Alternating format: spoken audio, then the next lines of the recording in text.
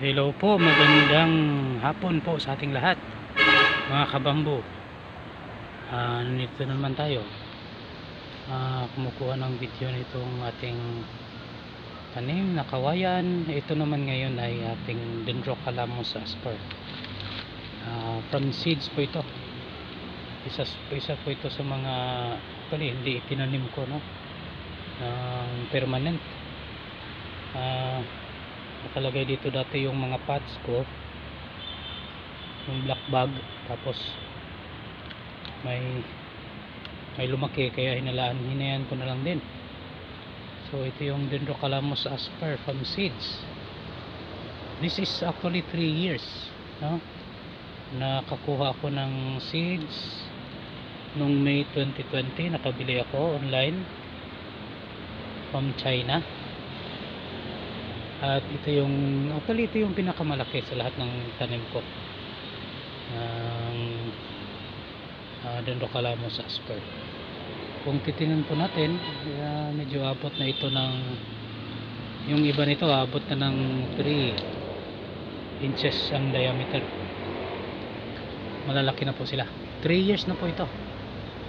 May 2020, tapos pinatubo ko yung seeds, pina-germinate ko, tapos after mga ilang months, may inilagay ako sa area na ito na nakapat, tapos mayroong isang lumaki talaga, hinayaan ko na lang.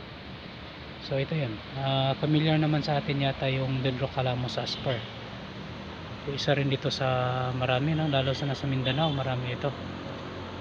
Masaya lang ako nakita ito, nagkaroon ako ng ganito, kasi first time kong magkatanim ng ganito, Dendrocalamus asper, or tinatawag nilang giant bamboo or giant asper, na ganito nakalaki.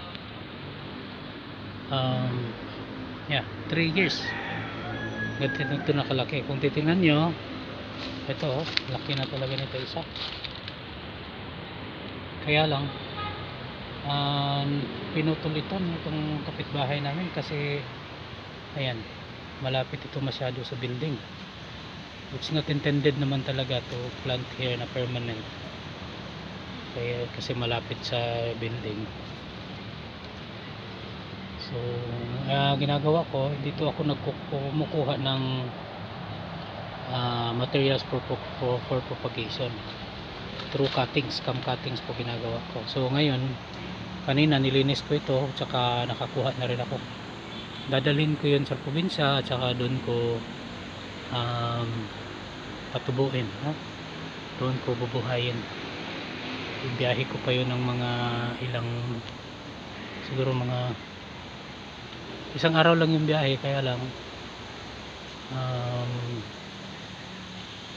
may hindi pa maitanim kagad, siguro abot ito ng mga 3 days. Anyway, susubukan ko mamaya, ibababad ko yun ng growth hormone, no? Bukas ko na ilagay sa carton.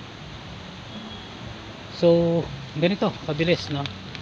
Kung nakita niyo yung ibang video ko, mayroon akong comparison ng galing sa cuttings at saka galing sa seeds. Ganito po kabilis, ang dami na talaga, saka laki na, no? So ibig sabihin, pag aabot pa ito ng dagdagan pa ng 2 years, so aabot na ito ng siguro mga 5, no? Or 6 inches diameter. Malaki po ito, abot po ito ng 98 feet, no? Tsaka yung diameter nito, meron akong kakilala, sabi nga nila, naitanim na malapit sa septic tank, umabot ng 12 inches ang diameter. Ito hopefully, no, abot rin ito ng kahit 6 man lang, no? Malaki na. Kanina habang pinuputol ko yung kinukuha ko para sa propagation, ang hirap, no? Ang bigat pala rito. Mahirap nga talaga itong i-harvest kapag malapit yung pagkatanim nito, pag malalapit lang sila. Kaya ideal distance nito kapag itatanim natin permanent is 10 meters apart. Pero yung iba Kapag gusto natin ng maraming production ng poles, 7x7 or 6x7 meters yung distance nila bawat isa, para hindi tayo mahirapan sa pag harvest.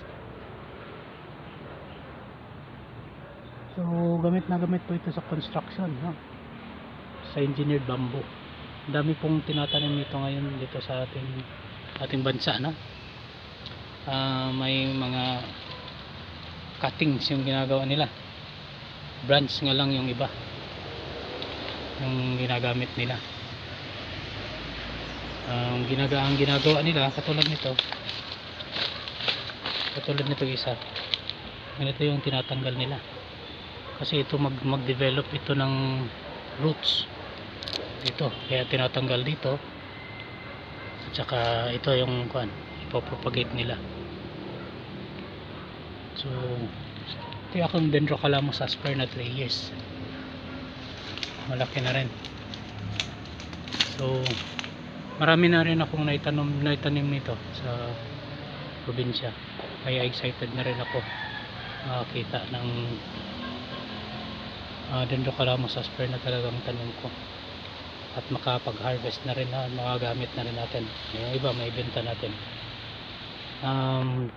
Sa mga hindi pa masyadong alam kung ano yung gamit ng bamboo, kasi nga ang alam nila ito ay 4 months timber. Sa ngayon po ang dami na pong gumagamit ng bamboo, lalo na itong Dendrocalamus asper kasi antibay po nito. So ito lang po, maraming salamat.